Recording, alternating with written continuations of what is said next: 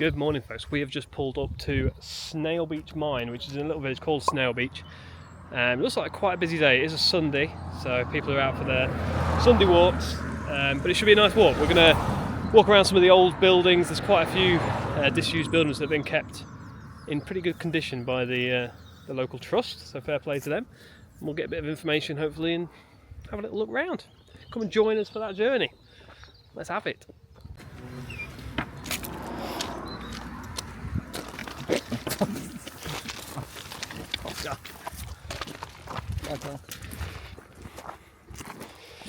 Watch your foot, loose stones.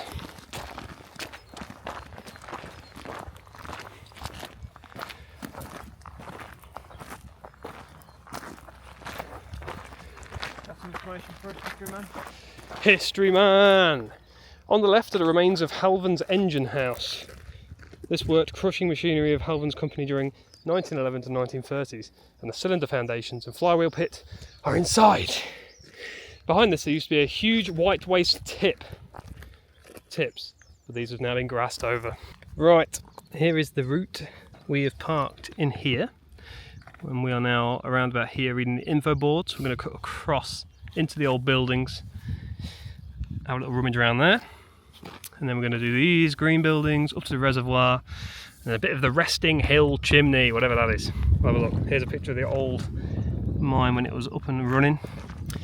And apparently there's some examples of the rocks and minerals behind us. So we're going to have a look, and no doubt Dan will want to take a sample for his specimen jar. That is a bit of a nuts view, isn't it?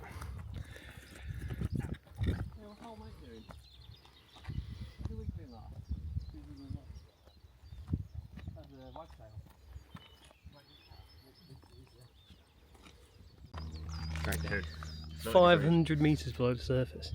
The miners, however, left a legacy of contaminated spoil heaps, unstable mine workings, open mine shafts and derelict buildings. Jesus. 99, probably won't. Mine closed in 1911 and the lower levels of the mine were allowed to flood. Snailbeach Mine, publicly owned land. All of this blue bit. So it belongs to the council, maybe? I don't know. Number 4 on the map, the locomotive shed, where they stored the trains. Mad to think that the rails are still here. Yeah. But they've just been like twined over. Are they? Yeah. Can you see? Deep in the gap. Nice. Do you think the camera can see? Maybe, yeah. I don't know on the other side.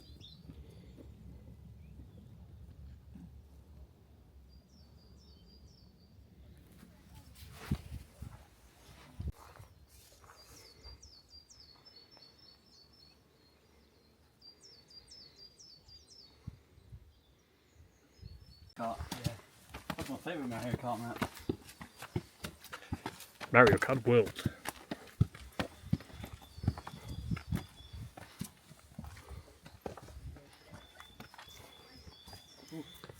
Oh look, from the original TNT. Hey, don't need to edit a Old Lee would stand under this hot tin roof for hours, banging away on his anvil. The blacksmith's cottage. best preserved lead mine in Britain. Really? Look, there's all the miners.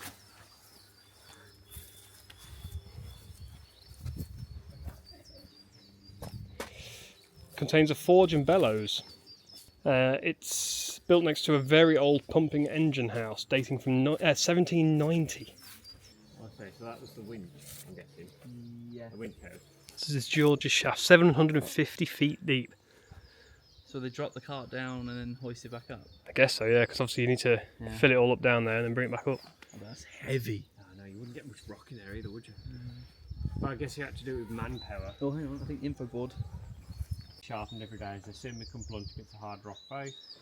Broken equipment was also brought to the blacksmith to be repaired. 3 shifts were operated per day, with the miners working by candlelight to earn up to 22 shillings, £1.10 a week. Woof. Old shaft is 252 yards or 227 miles deep. Miles. 287 metres deep, And Jesus. on Wednesday, the 6th of March, 1895, was the scene of a terrible accident. 7 local miners were killed instantly when the cage which they were descending plummeted to the bottom of the shaft after the winding rope broke. Jesus. Damn. I mean, yeah, it's a bit of a mess in there. See what happens. The engine house. Damn.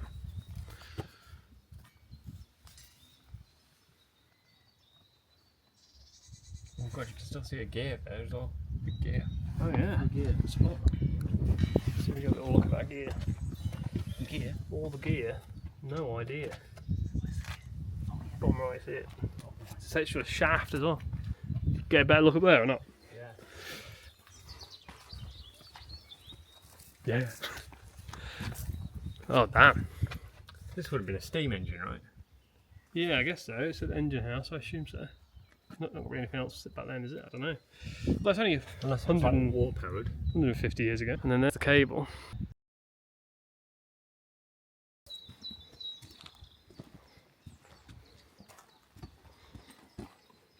Minecart there. Oh, Legit yeah. minecart.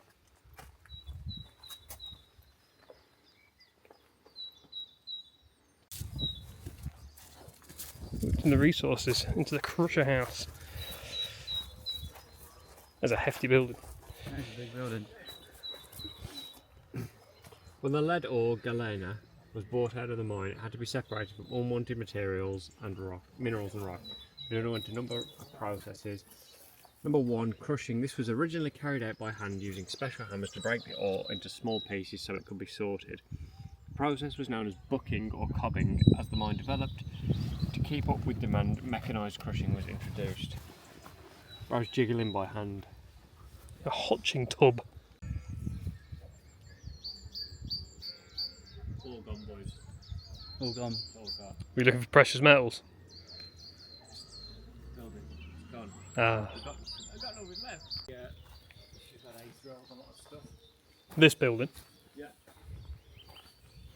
Made a lot of dust and most of the miners got silk coated. Debilitating lungs these. Oh, delightful. I don't know what they seem to fall. I might be where the material came from. The door in there. It's a door in there. Or shaft.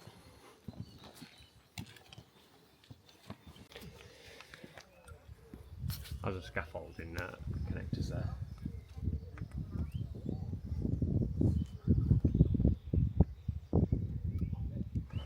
Shot it, mate. Give that a shot. Drop it. I'll just put up. Stop the youths getting him.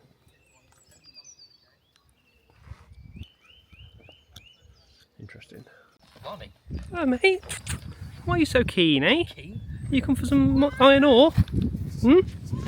Yes, iron ore. Don't touch him. Oh.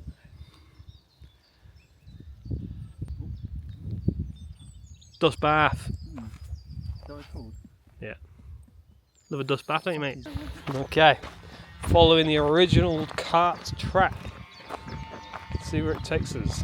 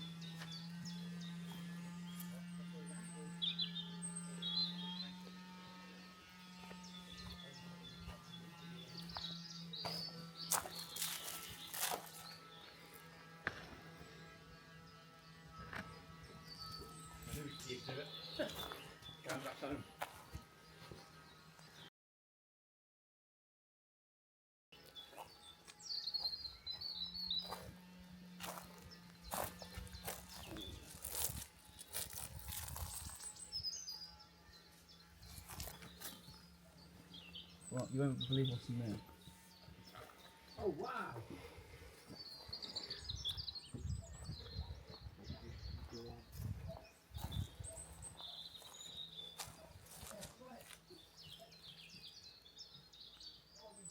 Cat.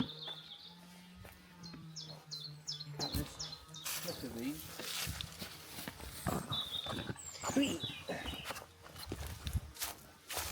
Lovely done.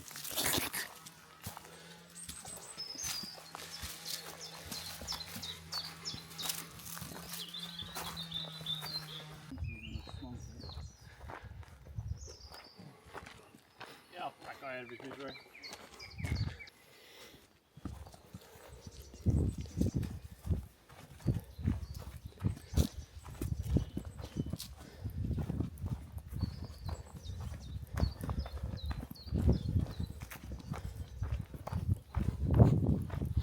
Nice looking body of water, that.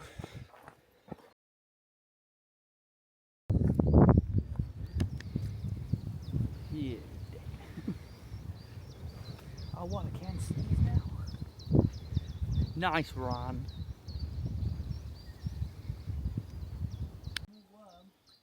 Work here, CT 95 and the reserves of Barytes ran out in the underground mining sector.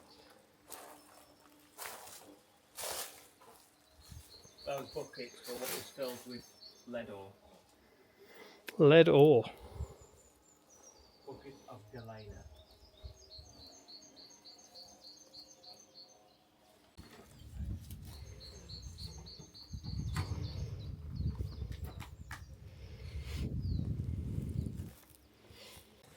So this is apparently where the explosives were stored, which is why it's double barrelled. Double barrelled? Double walled. So, we're about 2/3 of the way round. And did a really nice walk actually. Really cool to see how an old mine worked. Oh, and there's just stuff in every single corner. We've literally just walking along a path and there's an old miner's hut. We took face tracking off. Could be an old miner's hut, no idea. Hunter's cottage. Well, have you can go down there, can't you? Look for the window. See that window? And here we have the inside of a small abandoned cottage with the roof caved in. And there's some toilet blocks there for some reason. I've got my points as a fucking.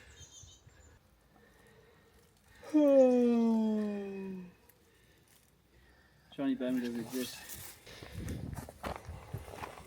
Because you wriggled. Squirm down. I'll sit down for squirmer.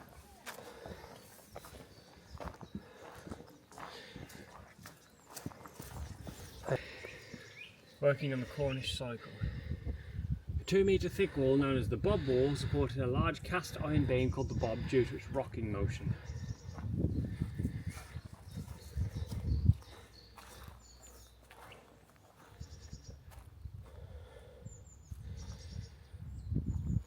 Oh! Oh. Is that a hole down? Oh god. Deep. Can't see boxes, scary.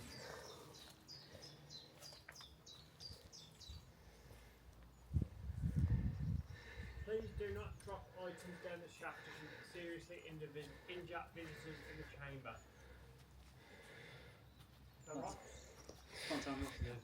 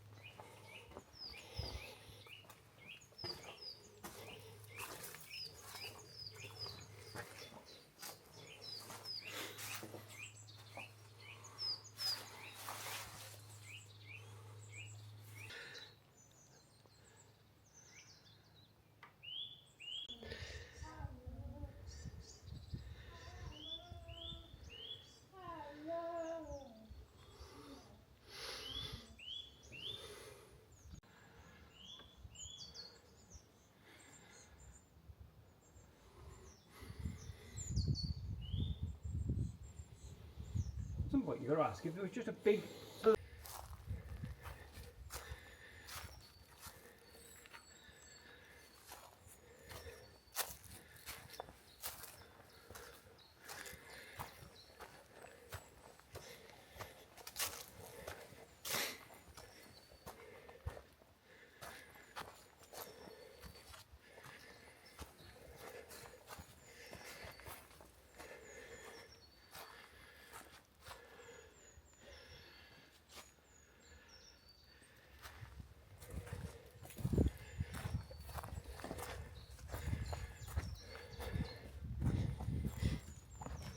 the old infographics down there, Dan.